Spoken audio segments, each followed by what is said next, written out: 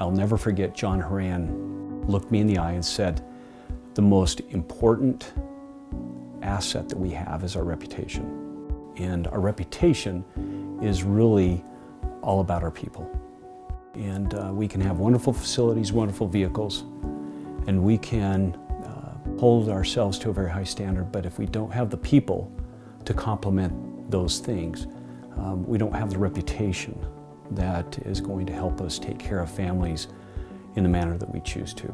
I moved here to work for John Horan and Daren Forbes. I was a funeral director in Nebraska for 12 years before moving here. So I moved here understanding their vision of what they wanted Horan McConaty to be and wanted to be a part of it. I got into this business because my dad passed away when I was younger, and ever since I remember the funeral and how the funeral directors made me feel and how it felt like it was so much more than a job to them. I grew up learning and hearing stories of my great uncle Marvin, who used to own his own funeral home in Kentucky, and it just was kind of always in the back of my head. I grew up in the business. I had an uncle who was a mortician. My mom worked nights, so he would take me to work with him, and I would hand out the little flyers at the door of the chapel. My first experience here was sitting down with Daren at the couch at Heartlight, and he's looking at me and he's like, "So what are you doing here?" And I'm like, "You know what?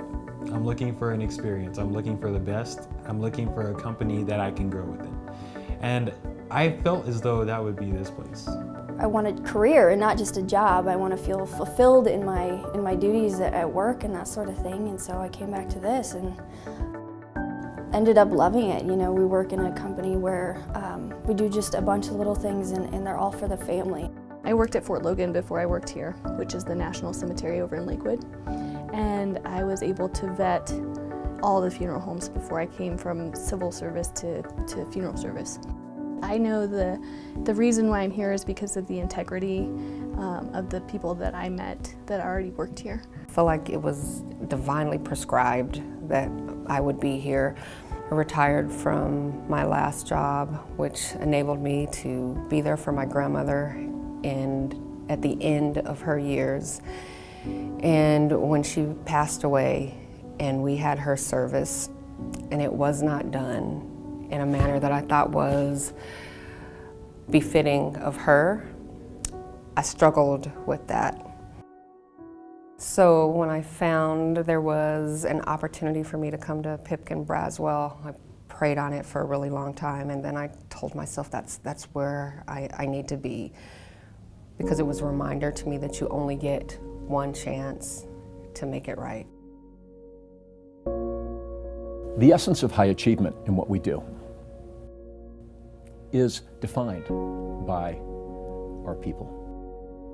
Throughout the company, not just in the very front lines who are seeing families, but people who are in support roles. Everyone has an important role to play. I think our attention to detail is what families notice over and over again. A lot of steps in place to make sure that there's no mishaps in between. And I think that that's something that provides confidence to the families that we serve.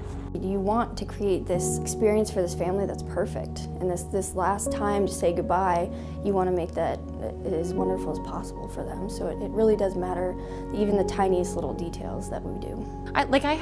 He was in his late 20s that passed away, and collecting Nike sneakers was his thing.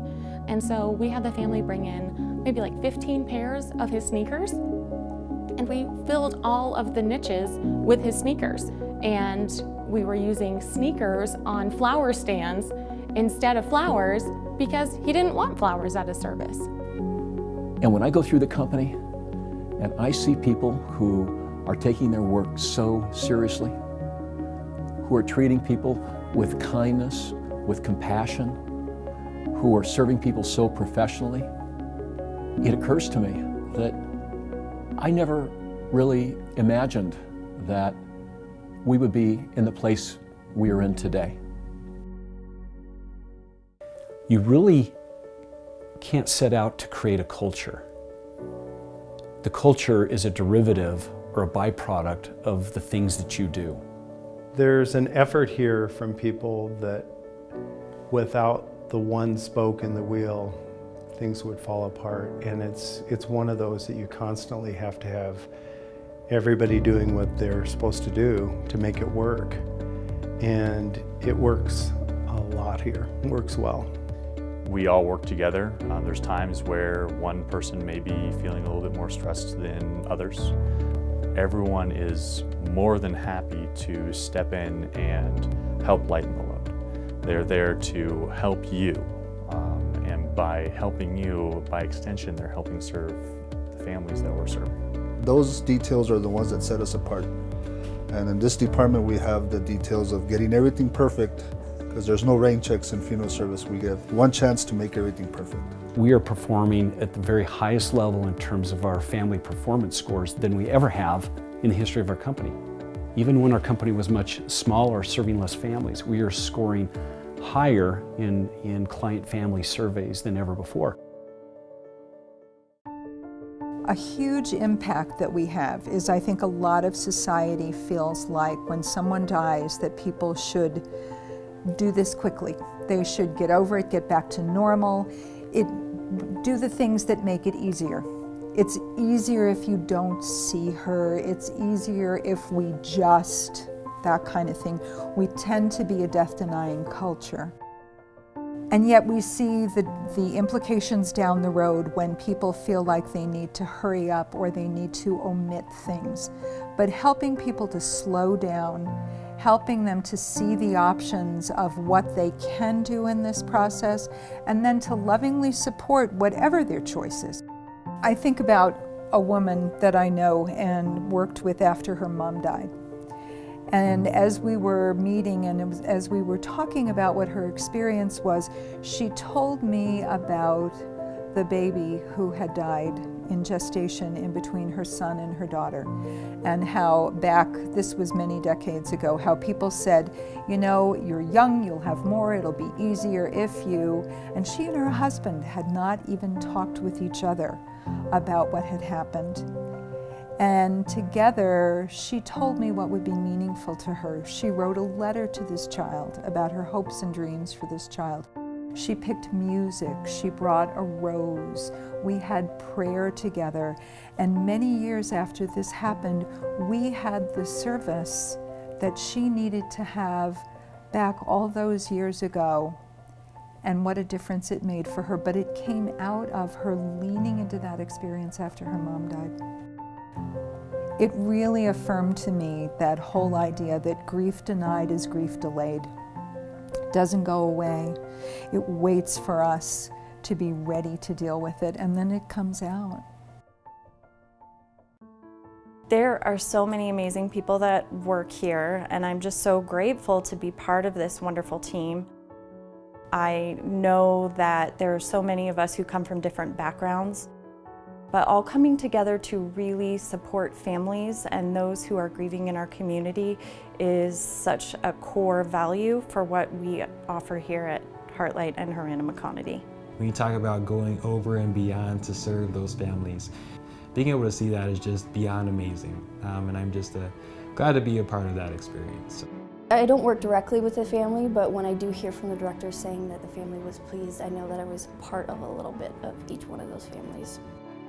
It's a lot of work and it's stressful and it's sad, but it's always worth it at the end to see how happy the families are, and that's basically why I think we're all here. Probably the happiest I've been in years.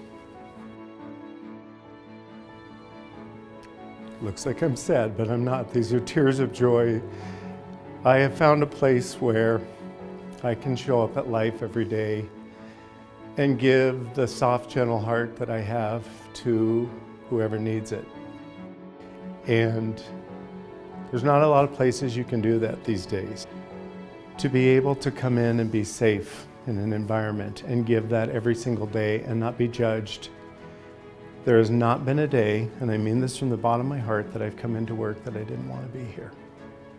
And it's probably some of the most beautiful work and experiences I've had in my life. My Uncle Marvin was a well-known man in Georgetown, Kentucky, and I can tell by the way my family talks about him when they tell me the stories of just how he was there for every family member, and I just really strive to be like that. I never had the chance to meet him, but I just hope I make him proud. It's hard for me to emphasize how proud and grateful we are for each individual who is part of this company, to watch how cohesive this company has grown.